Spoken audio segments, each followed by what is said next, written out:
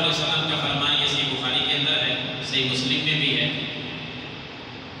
آپ علیہ السلام نے فرمایا کہ جب آدمی اللہ کا قرب حاصل کرتا ہے، اللہ کا قرب نمازوں کے ذریعے، فرض روزوں کے ذریعے، دیگر عبادات کے ذریعے، نیکیوں کے ذریعے اللہ کے قریب ہوتا جاتا ہے، اللہ کے قریب ہو جاتا ہے، اتنا قریب ہو جاتا ہے، فرمایا اللہ اپنے اس بندے سے محبت کرنے لگتا ہے۔ جب اللہ کی محبت ہو جاتی ہے، اب اللہ رب العالمین کیا کرتے ہیں؟ آپ علیہ السلام نے فرمایا اب اللہ رب العالمین جبریل کو پیغام دیتے ہیں، آواز لگاتے ہیں، جبریل کو پکارا جاتا ہے، جبریل آ جاتا ہے، اللہ اس جبریل کو بتاتے ہیں اے جبریل میں فلاں بندے سے محبت کرتا ہوں، تو بھی محبت کر۔ جبریل اب کون ہے؟ تمام فرشتوں کا سردار۔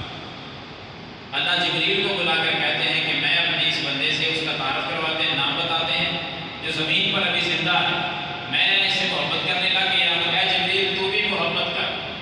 جبریل بھی محبت کرتا ہے۔ پھر جبریل امین کیا کرتے ہیں؟ جب جبریل کی بھی محبت اس بندے سے ہو جاتی ہے، اب جبریل امین اعلان کرتے ہیں تمام آسمان کے فرشتوں، سارے آسمان کے فرشتے اکٹھے ہو جاتے ہیں، سارے آسمان کے فرشتے اکٹھے جب ہو گئے، اب جبریل امین وہاں اعلان کرتے ہیں کہ اے فرشتوں، فلاں نامی بندہ زمین پر رہتا ہے، ہمارا رب اس سے محبت کرتا ہے، رب نے مجھے حکم دیا ہے میں بھی اس سے محبت کرتا ہوں، اب اللہ ہی کا حکم ہے کہ اے فرشتوں تم سارے اس بندے سے محبت کرو۔ فرشتے بھی محبت کرنے لگ جاتے ہیں، آسمان کے سارے فرشتے اس ایک بندے سے محبت کرتے ہیں جس سے اللہ محبت کر رہا ہو، جبریل امین محبت کرتے ہیں۔ اور پھر کیا ہوتا ہے؟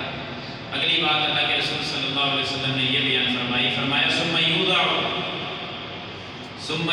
له القبول فی الارض۔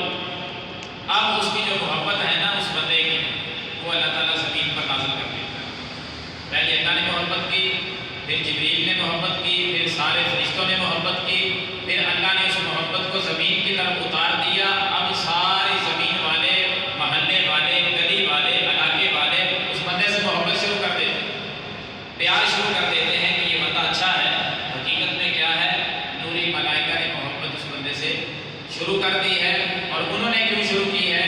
کیونکہ زمین و آسمان کے مالک نے اس بندے سے محبت شروع کر دی اور اس محبت کو زمین پر اتار دیا گیا، اہل علاقہ بھی اسے محبت کرنے لگ جاتے ہیں۔